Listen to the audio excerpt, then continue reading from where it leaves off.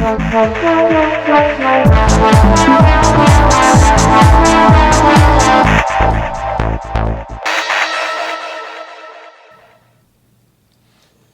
YouTube, and welcome to Turmoil in the Toybox. I'm your host, Aaron Hauser, and today we're going to be reviewing the NECA quarter-scale Joker figure from The Dark Knight.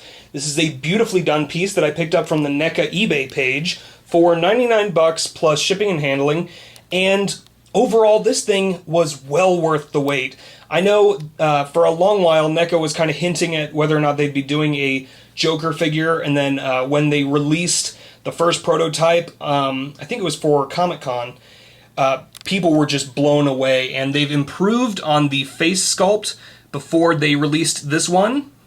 I think they did a phenomenal job capturing the look of Heath Ledger's makeup, the way the scars are done, everything. There's so much detail packed into this piece. And this thing has a ton of articulation too, which I was kind of surprised at. And he does come with a couple accessories. We'll start by taking a look at those. He comes with a machine gun, which fits nicely in his right hand. And then for his left hand, he has his iconic switchblade, which is one solid piece. It doesn't move at all, but it is very well sculpted, has a lot of nice detailing on that too. And then he also comes with a small handgun. And then as far as articulation, he's got articulation in the head on a ball joint. Lots of movement there, lots of flexibility. He has articulation in the shoulders, in the elbows, the wrists. He has sort of a waist articulation point here. He has articulation in the hips, in the knees, and in the ankles. And then a nice touch on the feet. He also has peg holes, so if you want to use some of the NECA display stands to keep him positioned on display, he can work with those. But you really won't need that because this figure actually does a great job of standing up by itself. I know that's been kind of an issue with some of the quarter scale figures in the past, but this guy is fine. The joints, the joint quality on this figure, I have to stop and talk about that for a second.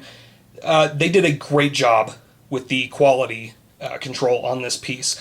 The last couple NECA figures, the quarter scale figures that I have specifically, they've all either had ridiculously tight joints or very, very, very loose joints, which is kind of irritating, especially when you're trying to put something up on display.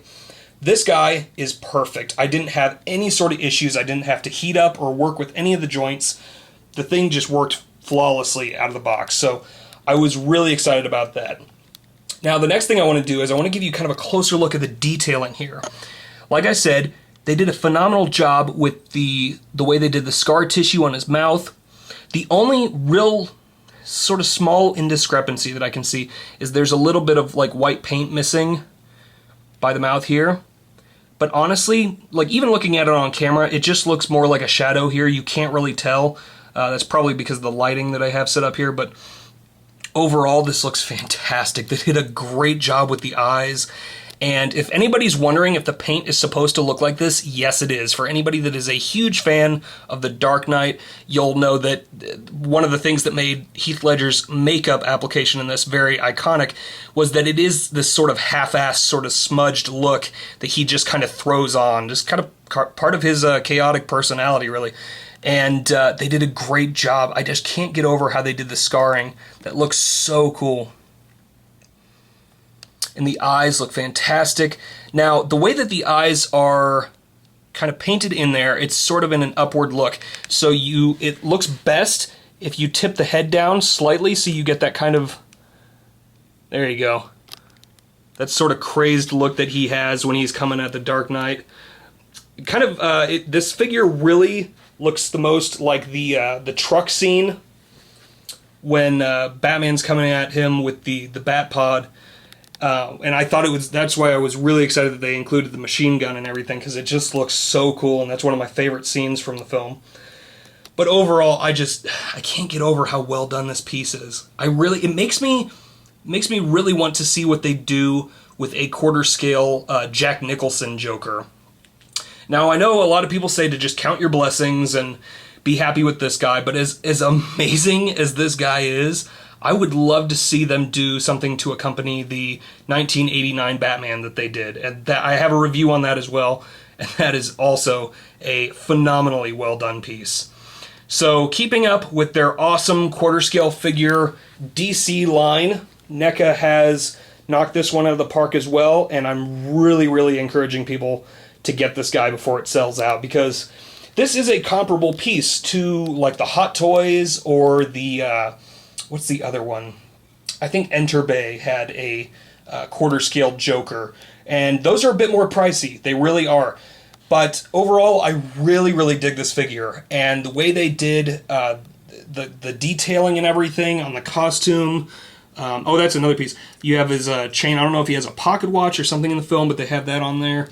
But overall, this is just a beautifully done piece, and for about 99 bucks, that's not a bad price. And this thing is just loaded with detail, and I love that they included so many different accessories. Now, if NECA gets a chance to watch this review, I don't ever expect them to, but if they do, I would love to see them do an interrogation scene repaint of this figure. Now, anybody that watches my reviews is going to be like, well, this guy normally hates repaints, so why the hell is he asking for this? But the way, and I don't know if they have this planned already, but the way that they did the costume here, it almost looks like you could remove the jacket and then replace the arms with the sort of the shirt that he has underneath this, and replace the head, and you could do a really cool interrogation scene Joker with like less face paint on there, his hair kind of messed up a bit more, and, you know, maybe do have it include some of his Joker cards or some of the grenades he has earlier in the film, stuff like that. It would just be very cool, and it'd be a very easy sort of re-release for this figure that would be from another very cool, iconic scene. So, but yeah, overall, this thing is fucking amazing. I can't get over how cool this piece is.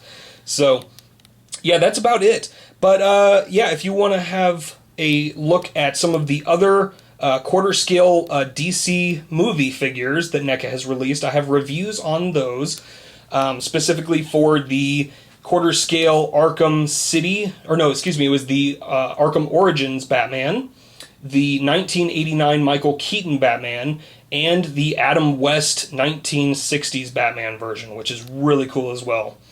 So definitely take a look at those reviews if you're interested in some more Batman collectibles. But for this review, that is all she wrote. If you have any questions about the figure, just leave them in the comments below, and feel free to check out those other reviews. As always, thanks for watching.